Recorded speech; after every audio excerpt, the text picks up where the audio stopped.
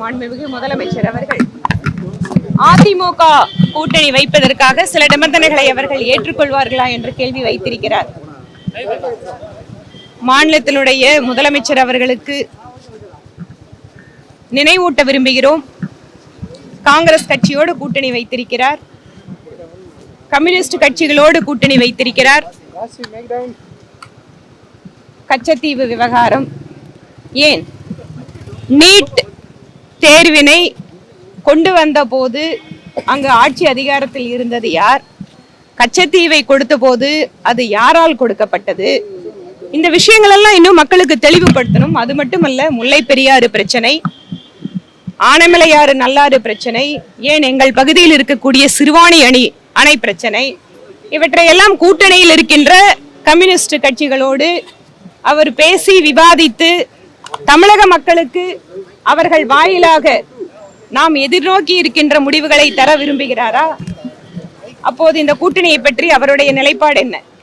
தன்னுடைய கட்சி ஆட்சி என்று வருகின்ற பொழுது கூட்டணி கட்சிகளுக்குள்ளாக இருக்கக்கூடிய மாறுபாடுகளை அவர் மறந்துவிட்டு பேசுகிறார் என்றுதான் இந்த அவருடைய அறிக்கை பேச்சை பார்க்கும் போது தோன்கின்றது.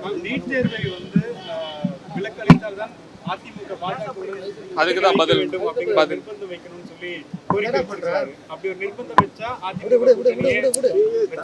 எங்க பாருங்க, கூட்டணி அமைக்கிறது யாரோட, எந்த கட்சியோட கூட்டணி, இது எல்லாமே ஒவ்வொரு கட்சிகளும் தேர்தல் நேரத்தில் எடுக்கக்கூடிய முடிவுகள்.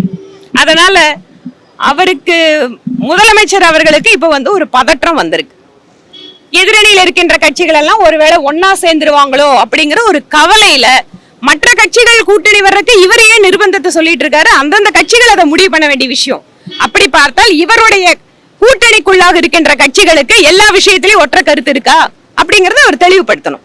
மேடம், செங்கோட்டையன் அவர்கள் நிர்மலா சீதாராமன் அவர்கள் சந்திக்கிறாரு. அதே மாதிரி இது என்னவா நம்ம எடுத்துக்கலாம்? ஒருவேளை பாஜக செங்கோட்டையன் அவர்களை வைத்து ஏதோ ஒரு விளையாட்டு விளையாடுதா? என்ன காரணம் மேடம்? இது தொடர்பா பதில் அளிக்கிறதுக்கு நான் சரியான நபர் அல்ல. ஒன்று, பார்த்திருக்கக்கூடிய திரு செங்கோட்டையன் அவர்கிட்ட நீங்க கேட்க வேண்டிய கேள்வி. எனக்கு இதை பத்தி எதுவும் தெரியாதுங்க. பாஜக தரப்பினர் ஆட்கள் தான் சந்திக்கிறாரு, 2-3 முறையா சந்திச்சிட்டு இருக்காரு. பாஜகவா? அவர் பாஜக இல்ல, பாஜகவினரை சந்திக்கிறாரு. யாரு? நிர்மலா சீதாராமனமா? மத்திய அமைச்சர், மத்திய நிதியமைச்சர். மத்திய நிதியமைச்சரை எல்லா கட்சிக்காரங்களும் சந்திக்கிறாங்க.